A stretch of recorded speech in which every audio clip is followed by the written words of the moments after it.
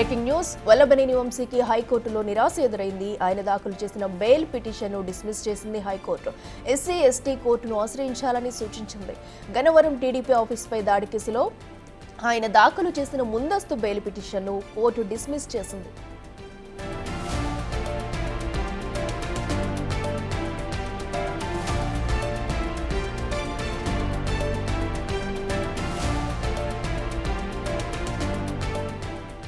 ఇక వల్లభనేని వంశీకి హైకోర్టులో షాక్ తగిలిందని చెప్పాలి. ఆయన దాఖలు చేసిన బెయిల్ పిటిషన్ కూడా హైకోర్టు డిస్మిస్ చేసింది. ఈ నేపథ్యంలోనే ఎస్సీ ఎస్టీ కోర్టును ఆశ్రయించాలంటూ కూడా హైకోర్టు సూచనలు అయితే చేసింది. అయితే ఈ నేపథ్యంలో ఇప్పటికే ఆయన అటు గన్నవరం టీడీపీ ఆఫీస్పై దాడి కేసులో కూడా ఆయన అరెస్ట్ చేసి జైల్లో ఉన్నారు.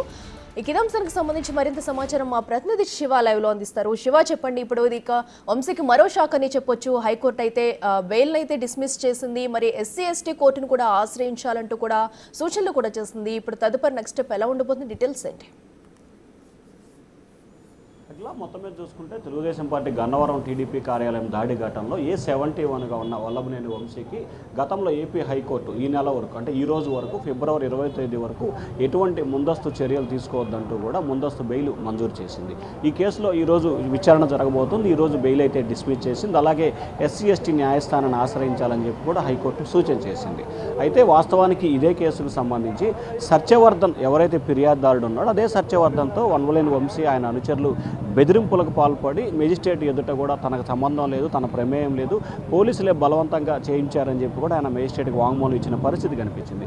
ఈ నేపథ్యంలో సత్యవర్ధన్ని బెదిరించిన కేసులో మరొక ఎస్సీ ఎస్టీ కేసు కూడా వల్లభనేని వంశీతో పాటు మరికొంతమందిపై కూడా నమోదైన పరిస్థితి కనిపించింది. అయితే ఈ కేసుని డిస్మిస్ చేయాలని చెప్పి కూడా మొదట ఆయన భావించారు. దానిలో భాగంగానే బెయిల్ని కూడా ఆశ్రయించారు. అయితే కేసు దాదాపుగా క్లోజ్ అవుతుందని భావించిన తరుణంలో అనూహ్యంగా కూడా ఈ కేసులో సత్యవర్ధన్ ఫిర్యాదు చేయడం, ఆ ఫిర్యాదు బంధువులు ఫిర్యాదు చేయడంతో వల్లభనేని వంశీపై మరొక కేసు నమోదైంది. మరొక వైపు ఈ కేసుకు సంబంధించి కూడా ఏదైతే బెయిల్ పిటిషన్ విచారణ సమయంలో కూడా అనేక ఆసక్తికరమైన అంశాలు విచారణ సందర్భంగా ప్రభుత్వ తరపు న్యాయవాదులు వినిపించిన పరిస్థితి కనిపించింది. ఏదైతే వల్లభనేని వంశీకి సంబంధించి ఈ కేసులో ఫిర్యాదుదారుడు ఎవరైతే ఉన్నారో అతన్ని బెదిరించి చంపుతామని చెప్పి కూడా ఆ బెదిరింపులకు పాల్పడి కిడ్నాప్ చేసి బలవంతంగా న్యాయమూర్తి ఎదుట వాంగ్మూలం ఇచ్చే ప్రయత్నం చేశారు. సో ఈ నేపథ్యంలోనే ఖచ్చితంగా హైకోర్టు అలాగే కోర్టుని తప్పుదోవ పట్టించే రీతిలో ఆయన వ్యవహరించారు. ఇన్వెస్టిగేషన్ని తప్పుదోవ పట్టించే విధంగా వ్యవహరించారు. కాబట్టి ఖచ్చితంగా ఈ కేసులో బెయిల్ డిస్మిస్ చేయాలని చెప్పి కూడా న్యాయవాదులు అయితే బలంగా వాదనలు వినిపించిన పరిస్థితి కనిపించింది. ఈ నేపథ్యంలో ఏదైతే ఈ క్రింద కోర్టులో ట్రయల్ దశలో ఉన్న నేపథ్యంలో అక్కడే వెళ్ళి దీనిపై బెయిల్ పిటిషన్ దాఖలు చేసుకోవాలని చెప్పి హైకోర్టు సూచన చేసింది. మరొక వైపు సత్యవర్ధన్కి సంబంధించి కిడ్నాప్ అలాగే బెదిరింపులకు సంబంధించిన బెయిల్ పిటిషన్ కూడా ఈరోజు విజయవాడ ఎస్సీ ఎస్టీ కోర్టు న్యాయస్థానంలో విచారణ జరగబోతుంది. మరొక వైపు అదే న్యాయస్థానానికి సంబంధించి కూడా వంశీపై కస్టడీ పిటిషన్ దాఖలు చేసిన పిటిషన్పై కూడా ఈరోజు విచారణ కొనసాగుతోంది.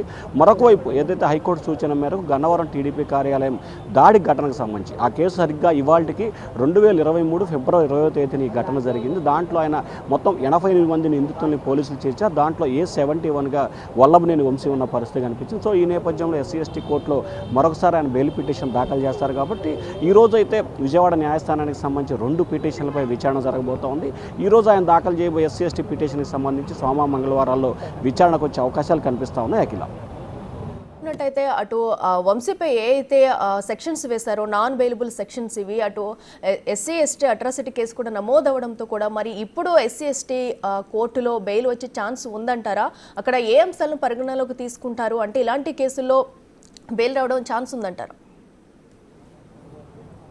అంటే ఖచ్చితంగా ఎస్సీ ఎస్టీ కేసుకు సంబంధించి మినిమం 60 రోజులు 90 రోజుల వరకు బెయిల్ వచ్చే సమయం పడుతుంది. ఆ లోపుగా అయితే బెయిల్ వచ్చే అవకాశాలు లేవు. ప్రస్తుతం వల్లభనేని వంశీకి సంబంధించి 2 ఎస్సీ ఎస్టీ కేసులు నమోదైనాయి. సో దీన్ని ఏ రకంగా పోలీసులు న్యాయస్థానం ముందు ప్రవేశపెట్టబోతున్నారు, ఏ రకంగా ప్రభుత్వ తరపు న్యాయవాదులు వాదనలు వినిపించబోతున్నారు అనే ఆసక్తికర పరిణామం చూసుకుంది. ఒకటి, గన్నవరం తెలుగుదేశం పార్టీ కార్యాలయంపై దాడి ఘటన, అలాగే సత్యవర్ధన్ అనే వ్యక్తిపై దాడికి పాల్పడి దుష్ప్రచారం అని చెప్పి ఫిర్యాదు.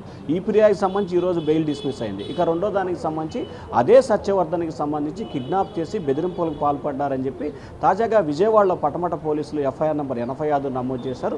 దాంట్లో కూడా వల్లభనేని వంశీ A1గా ఉన్నారు. ఇక్కడ గన్నవరం టీడీపీ కార్యాలయం దాడికి సంబంధించి A71గా ఉన్నారు, ఇక్కడ A1గా ఉన్నారు. సో రెండు వల్లభనేని వంశీపై కూడా ఇప్పుడు SC/ST కేసులు నమోదైనాయి. సో ఈ నేపథ్యంలోనే ఖచ్చితంగా SC/ST న్యాయస్థానాలకు సంబంధించి దాదాపుగా 60 రోజుల పైనే బెయిల్ రావడానికి అవకాశాలు ఎక్కువగా ఉన్నాయి. ఈలోపు బెయిల్ వచ్చే అవకాశాలు అయితే చాలా తక్కువగా ఉన్నాయి. గతంలో జరిగిన పరిణామాలు కానీ లేకపోతే కొన్ని కేసులు కానీ పరిశీలించినట్లయితే SC/ST అట్రాసిటీ కేసుకు సంబంధించి బెయిల్ అయితే మాత్రం అంత తొందరగా వచ్చే అవకాశం కనిపించట్లేదు.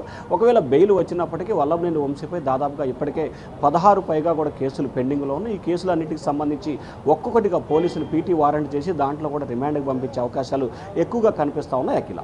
Right Shiva, thank you.